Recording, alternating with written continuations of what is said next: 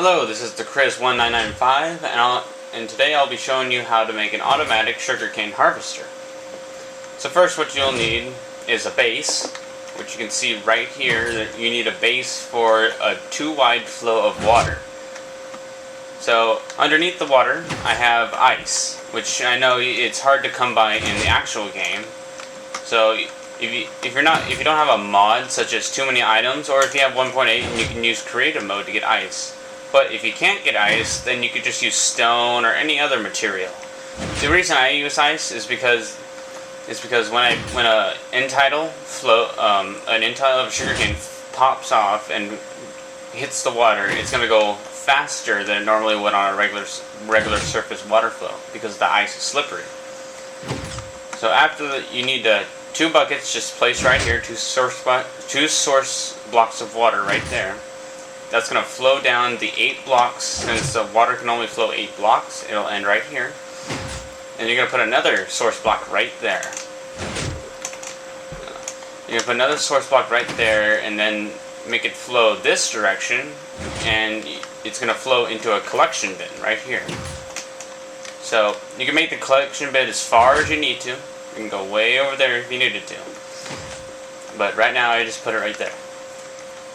So once you build all this, you build your base, you're going to need 1, 2, 3, 4, 5, 6. You're going to need to extend another 6 blocks back from the water flow. And right next to the water flow, you're going to put a strip of dirt blocks, which these strips of dirt blocks are going to hold the sugarcane, as you can see. So you put that there, and as you can see, one just popped off. So once you put the sugarcane there, you're going to build up the entire thing up to 1. And once you do that, you're going to start putting the pistons above the sugarcane. Don't put the pistons down on the level of the sugarcane. You're just going to put them up 1 above. And you build a frame around that if you want to. It doesn't really matter. You can leave the wiring all open if you need to. Alright, so once you get the pistons all set up, they won't be moving as you see here, since you don't have the wiring all set up. Alright, so now I'll show you how to wire it all up. So behind the pistons, you're going to need 8 redstone repeaters right here, just set up to 1 tick on each.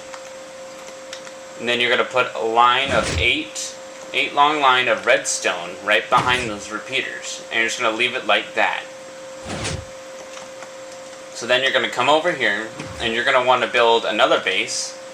Doesn't really matter how big. Probably want it to look like this. Probably about this big. And so you want a base that big for the clock or a timer, whichever you want to call it. You're going to build one of those, and this should be enough space to give you just a basic one. So you're going to put a block down and a redstone torch.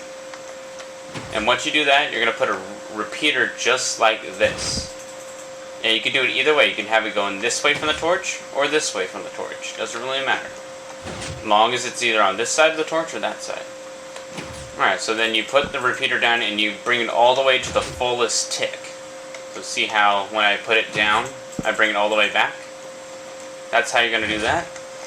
And then you make it as long as you can, so once you get to here, you're going to bring it back around and start putting more. You just keep doing the same thing as far as you can. And you can make this platform as long as you want for as long as a tick you want, or as a delay.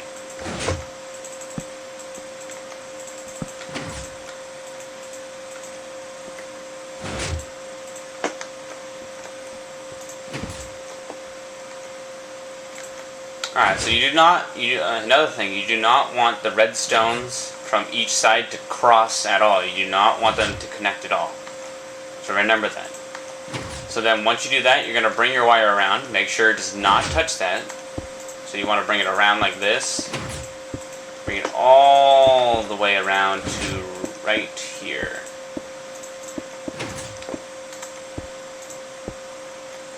You're going to feed it all the way around like this and bring it back to the block. And ta-da, you built a clock. So as you can see, problem is this is the pre 1.8, so there's lighting bugs. Let me just make it daytime. Alright, basically this is a clock. Clocks can be as long as you need them to. This one is basically long enough for what we're trying to do. So this is that. So once you're done with your clock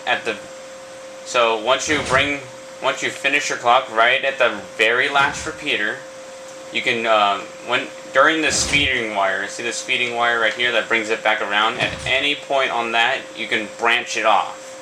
And when you branch it off, you're going to branch it off like this. So see right here, here's the very end of my clock.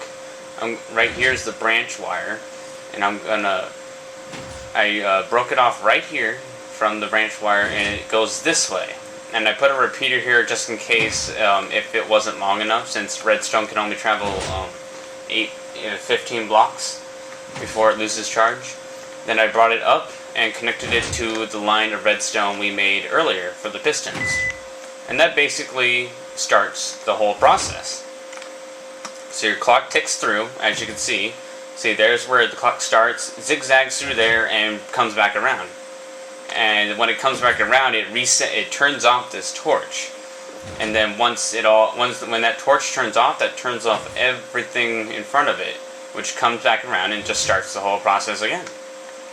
And it's basically the same thing, same exact clock over here, just laid out different. That's basically all you need to do, and your pistons will pop in and out every 5 or so seconds, maybe just a little shorter, depends on how long you make your clock. And that's basically it. The way this works, the pistons, so the sugarcane grows up, as you've all seen, it grows up into 3 tall. Now when this grows up 1 block, the pistons are closed long enough to let it grow up 1 block. So when the pistons come back, as you can see right there, there's a good example. Then when the pistons come back, it pops off that sugarcane and turns it into N-tidal, or whatever they're called. And it falls into this water and flows down into this, and then flows into the collection bin. And as you can see, there's some sitting in there right now. So you know it's working.